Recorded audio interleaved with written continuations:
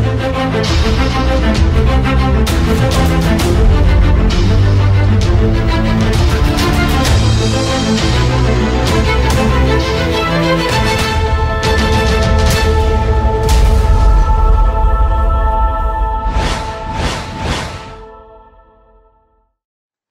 crois que tout le monde est là maintenant, non?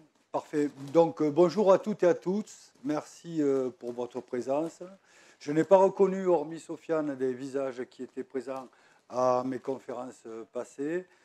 Donc, le sujet qui nous rassemble aujourd'hui, c'est ce mystérieux personnage de l'histoire de France, qui est devenu un mystérieux personnage par ricochet de l'histoire mondiale,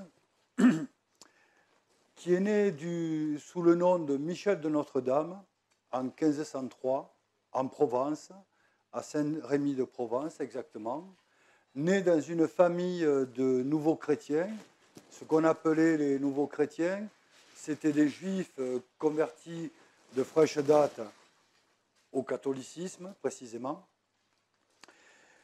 Et ce personnage qui allait défrayer la chronique au XVIe siècle jusqu'à nos jours, donc a pour cadre familial ce noyau comme ça baigné de culture juive au départ, tant du côté de son père que du côté de sa mère.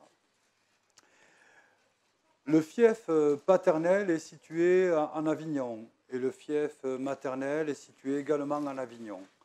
Côté paternel, en Provence, paternel à Avignon, maternelle à Saint-Rémy de Provence.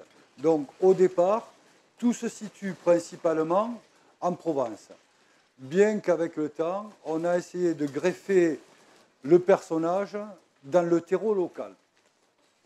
On le dit, avoir des descendants à Alette, ce sont des allégations, il n'y a rien de fondé là-dedans.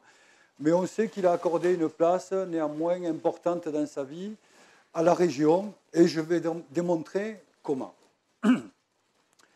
Alors, au jour d'aujourd'hui, c'est un personnage qui, à travers un écrit qu'il a publié sur la fin de sa vie, alors qu'il a consacré des décennies de son existence à la profession de médecin, a lutté notamment contre des épidémies de peste où il s'est fait remarquer, avec certains succès assez probants, parce qu'il était l'initiateur de certaines techniques de soins et de certaines posologies qui apparemment arrivaient à soigner, ou tout au moins à enrayer l'épidémie de peste.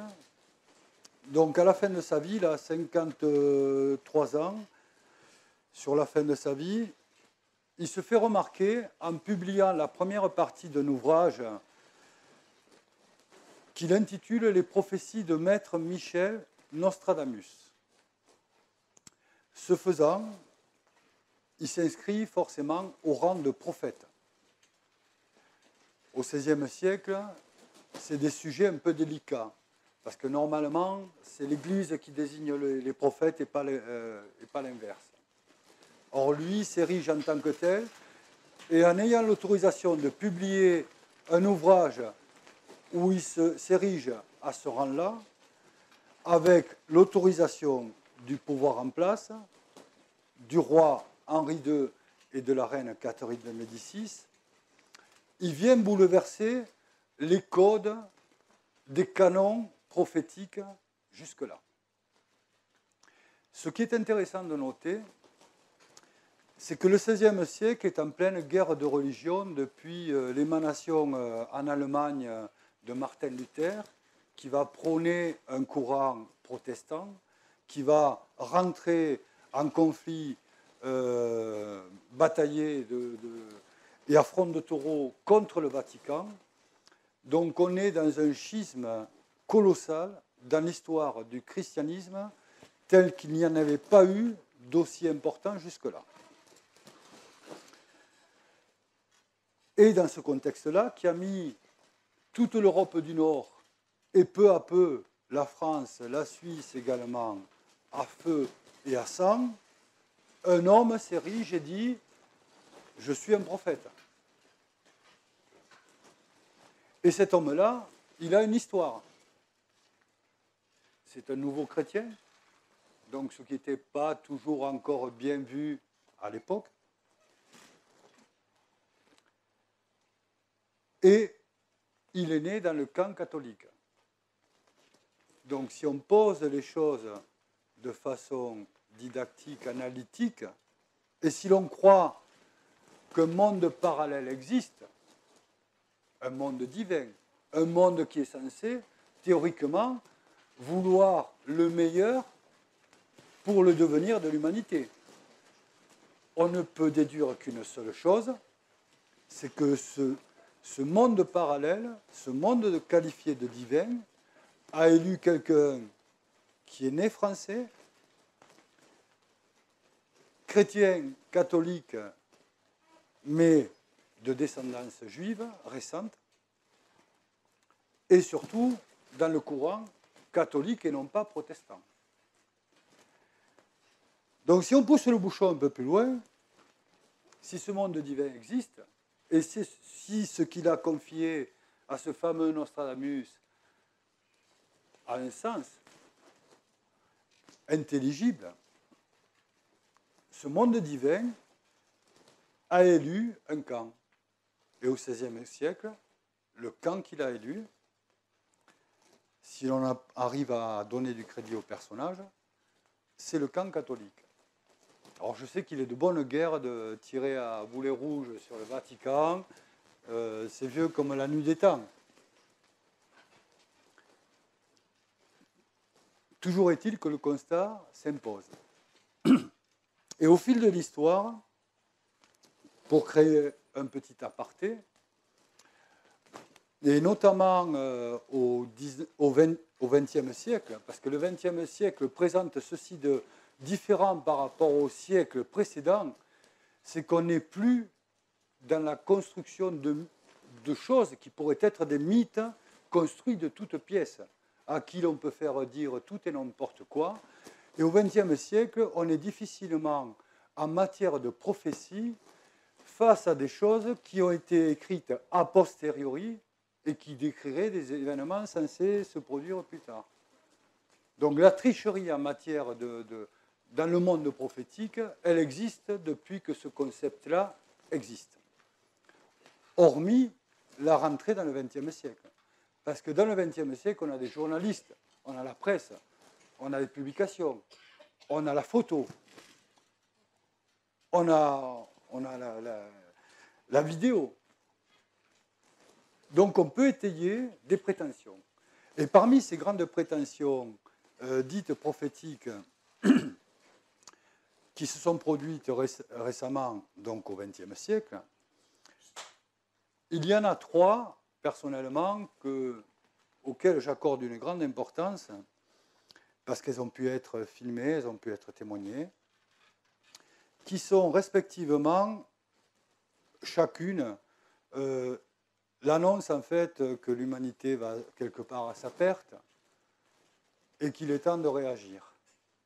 Et à chaque fois que ces grands messages se produisent, il est curieux de constater que c'est quasiment toujours, une fois de plus, à des élus, même si ce sont de petits enfants, de petits bergers ou peu importe, qui sont issus, une fois de plus, de ce courant catholique. En 1917, il y a eu les grands phénomènes qui se sont produits au Portugal à Fatima. En 1961, il y a eu de grands phénomènes qui sont également produits en Espagne, à Garabandal.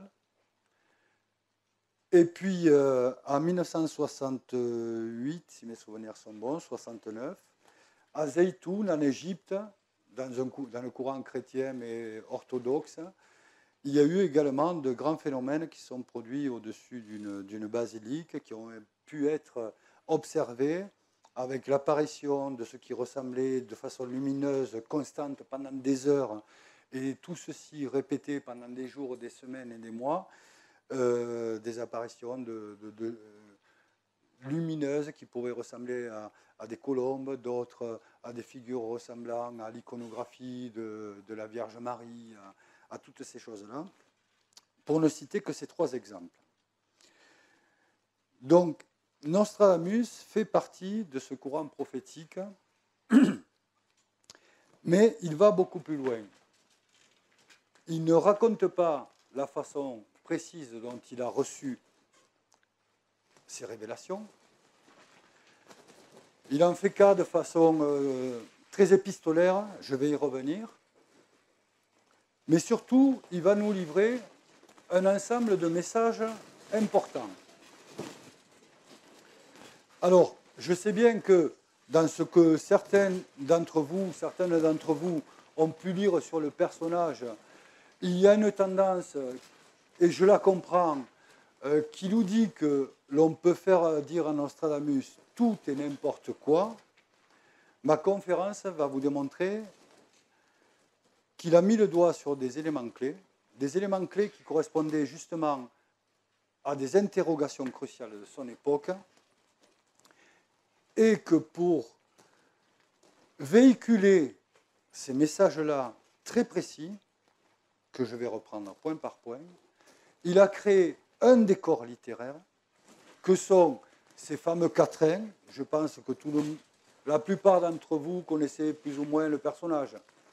Donc il a écrit un livre qui est composé, j'y reviendrai, d'un ensemble de petits quatrains, des strophes de 4 vers, et il en répartit comme ça un millier pratiquement en 10 chapitres, qu'il intitule Ces centurions. Alors,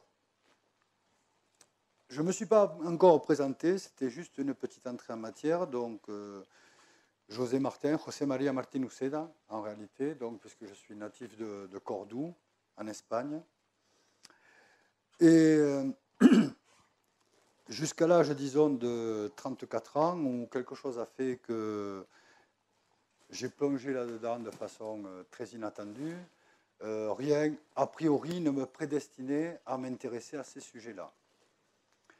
J'étais sensible à la symbolique à travers l'histoire, j'étais sensible aux mythes des religions à travers l'histoire par rapport au réconfort que ça avait pu apporter à des générations avant nous, qui étaient loin d'avoir le confort que nous pouvons avoir de nos jours. Mais davantage comme... Pardon. Davantage, je voyais davantage les religions, les croyances en un au-delà, davantage comme un bol d'air que comme quelque chose de tangiblement réaliste.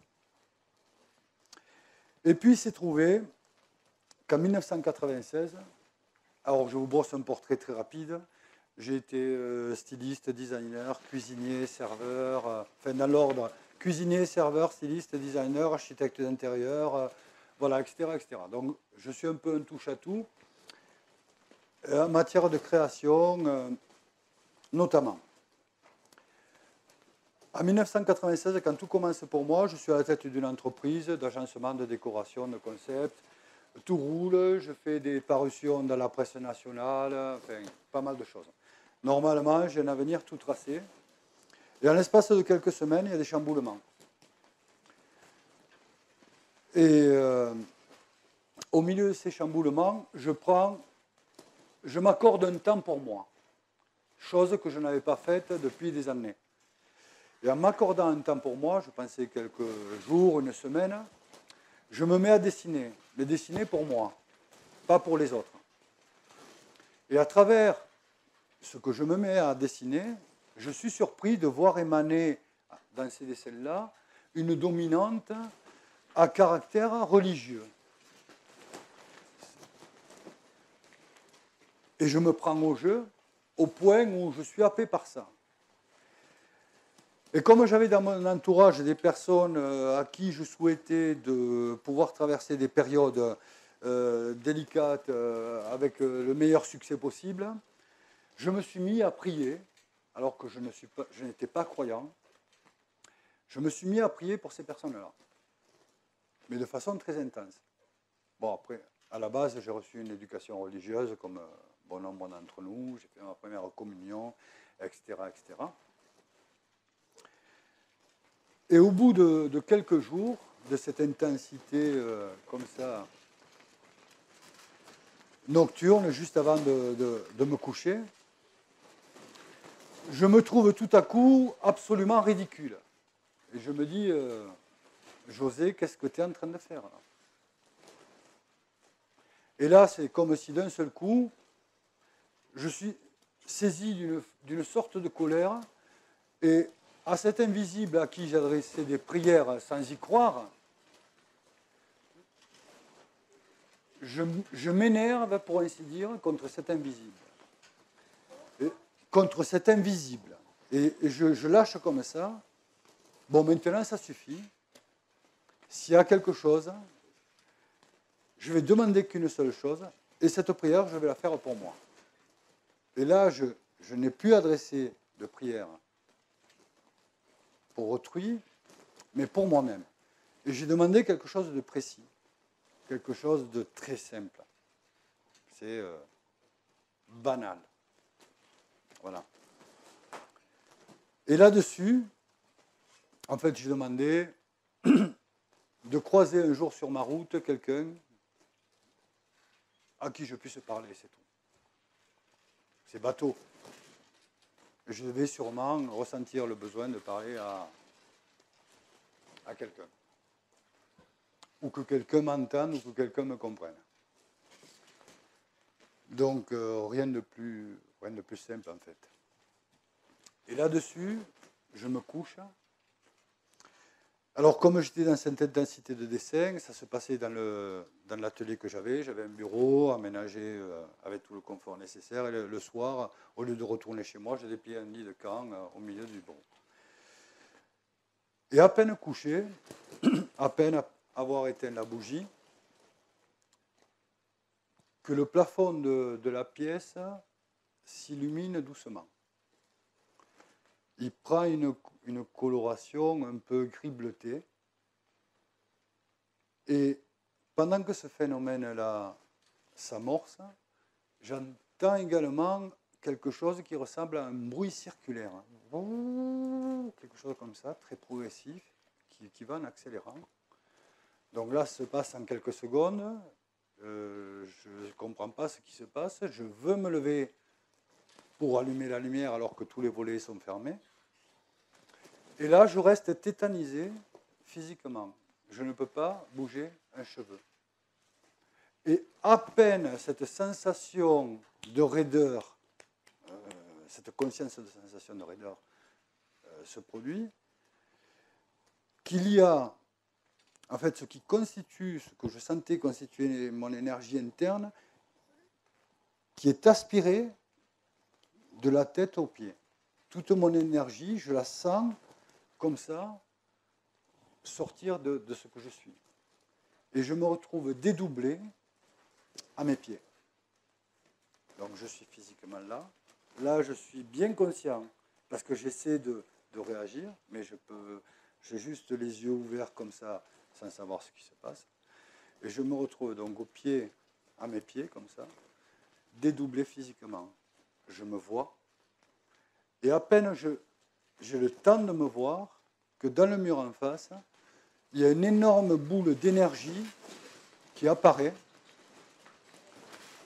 Une énergie qui est puissante, parce que la force qu'elle contenait m'a fait tressaillir, et dans mon corps physique, et dans mon corps éthéré. Puissante, mais très forte, mais d'une force pas agressive, d'une force puissante. Donc il y a cette boule d'énergie qui m'apparaît comme ça, que je vois avec mon corps éthéré. Et d'un seul coup, cette boule d'énergie va se transformer en ce qui ressemble à un personnage assis sur une malle ancienne que j'avais contre le mur. Donc il ressemble à un moine avec une capucine blanc-ocre. Il a les deux mains comme ça. Au début, il a une barbe immense, c'est presque la réminiscence de la boule d'énergie en partie. Et en quelques fractions de secondes, cette barbe disparaît peu à peu jusqu'à s'amoindrir. Et mon réflexe à ce moment-là, c'est avec mon corps éthéré, essayer de faire un geste, entre guillemets, pour essayer de me pencher pour voir. Non, mais avant ça, Au moment où le personnage apparaît, j'entends la chose suivante, c'est « tu as appelé, tu as été entendu, on est venu. On est venu. » Donc là, dans mon corps physique, j'ai beau avoir les yeux comme ça, il y a tout qui s'écroule. C'est-à-dire, c'est quoi? Qu'est-ce que je suis en train de vivre?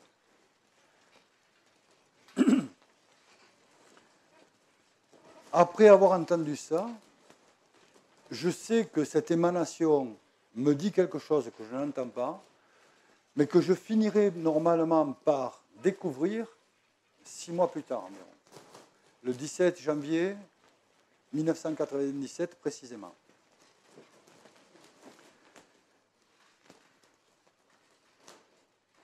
Et donc, dans mon corps éthéré, le réflexe que j'ai, c'est d'essayer d'aller voir, de me pencher, mais mon corps éthéré ne peut pas bouger, pour essayer de voir si je peux entrevoir un visage. Et donc, le personnage est là, comme ça. Je ne vois rien d'autre. Je sais que ça m'a dit aussi autre chose que je n'ai pas entendu. Et d'un seul coup, apparaît, caché, tenu dans la main droite et caché sous la manche, mais que je vois par transparence, je vois un petit livre bleu, dans un bleu très électrique. Donc là, mon réflexe, c'est ça a un sens, forcément. Et à peine j'ai vu ce petit livre bleu, que l'émanation disparaît, que je réintègre mon corps, que j'arrive à retrouver mes sens, je me lève pour aller à l'interrupteur allumer la bougie. Pendant que je me lève, la pièce est toujours dans le noir, donc je vois encore l'émanation de quelque chose, mais ce quelque chose qui continue à être présent, alors que la première manifestation était d'essence pour moi masculine, cette suite est d'essence féminine.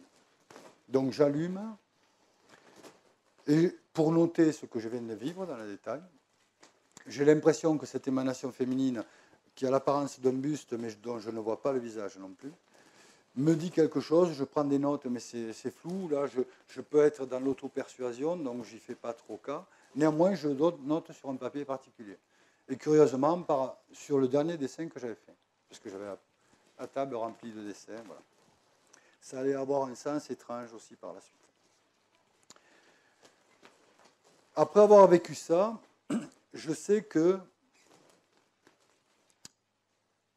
parce que je n'étais pas formaté par rapport à ce domaine-là, à ces sujets-là, je n'ai pas pu le créer personnellement. Je n'étais pas conditionné par rapport à ces thèmes-là. Je n'avais jamais lu quoi que ce soit sur ces questions. Donc lorsqu'on est imprégné d'un sujet, à la limite, on peut se créer, se projeter des images. Ce n'est pas exclu. Mais là, il y avait peu de chance. Et j'avais des repères. Un petit livre bleu. Ça devait avoir un sens. Toujours est-il qu'après ça, je ne sais pas, déjà j'en parle à personne, et me prend l'envie d'écrire. Et ce que je vais commencer à écrire va prendre l'apparence très vite d'une fiction. D'une fiction que je vais situer dans 200 ans, en 2196 précisément, où c'était comme si ce que j'avais vécu était détenteur de quelque chose, d'une révélation. Même ce mot-là, pour moi, ne me venait pas à l'époque. D'accord? Ou tout au moins d'un secret qui aurait un sens le moment venu. Mais lequel? Aucune idée. Donc je me mets à écrire cette fiction. Et là, la première chose qu'on décrit lorsqu'on écrit une fiction, dans 200 ans, c'est d'écrire l'environnement dans lequel ça va se passer. Et là, je dépeins précisément un monde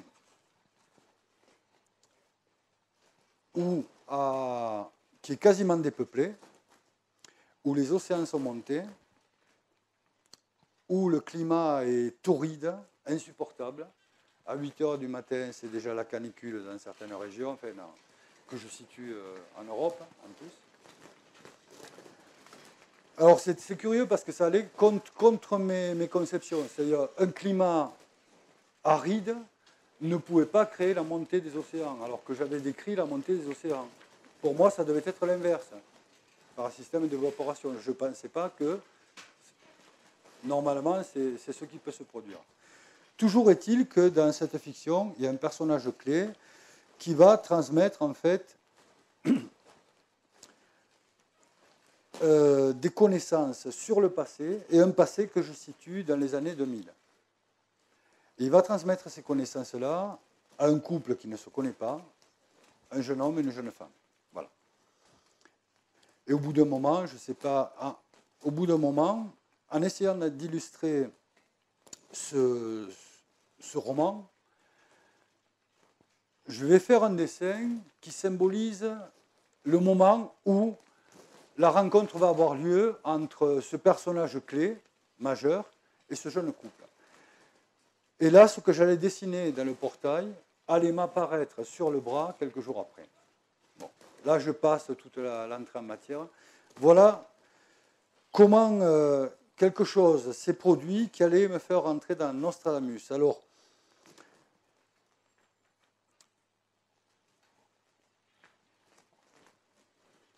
sans savoir comment avancer ce roman, je savais néanmoins que ce que je venais de vivre, il y avait dans l'histoire passée des récits de choses étranges, de manifestations étranges qui s'étaient produits, et je cherche à en savoir davantage, et je tombe par hasard sur un livre, quelques jours plus tard, qui s'appelle Le Grand Monarque.